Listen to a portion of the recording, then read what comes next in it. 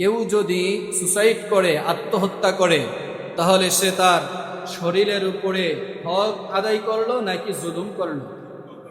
তাহলে কেউ আত্মহত্যা করলে মানুষ কেন জাহান্নামী হয়?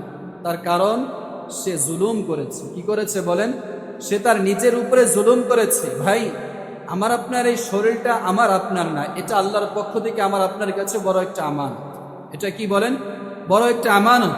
এজন্য আমি আপনি চাইলেই বিড়ি সিগারেট খেয়ে, মদ খেয়ে, পেন্সিডিল খেয়ে, বাবা খেয়ে, যত ধরনের নেশা জাতীয় জিনিস আছে এগুলো খেয়ে নিজের শরীরের যদি আমরা ক্ষতি করি, মনে রাখতে হবে নিজের শরীরের উপরে নিজে কি করছি বলেন? জুলুম করছি।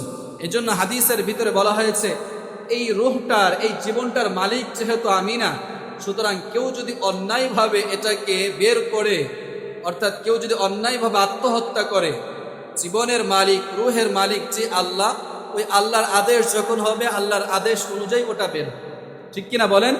কিন্তু সেটার পরিপ্রেক্ষিতে কেউ যদি নিজের উপরে নিজে জুলুম করে সেটাকে বের করে, তাহলে হাসরের মাঠে তার সাজাটা কেমন হবে? জাহান্নামের যত শাস্তি হবে তার সাথে একটা শাস্তি এটাও থাকবে, সে যদি চারতলাতে লাফ দিয়ে সুসাইড করে আত্মহত্যা করে, জাহান্নামের ভিতরে পাহাড়ের উপত্যকা থেকে সে ওইভাবে লাফিয়ে পড়বে, আবার উঠবে, আবার পড়বে, এইভাবে তাকে শাস্তি দেওয়াই থাকবে।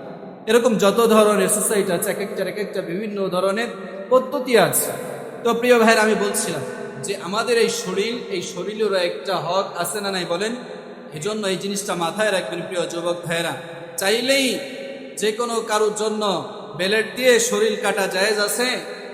শরীর কাইটা নাম লেখেন, রক্ত বের করেন, এগুলো কি শরীরের উপরে জুলুম নাকি ইনসাফ? জোরে বলেন, জুলুম না ইনসাফ?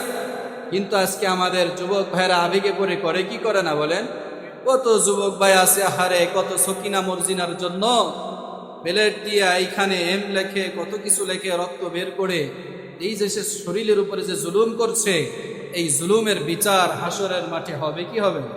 এর জন্য ভালো করে বোঝার চেষ্টা করেন আমার ভাইয়েরা।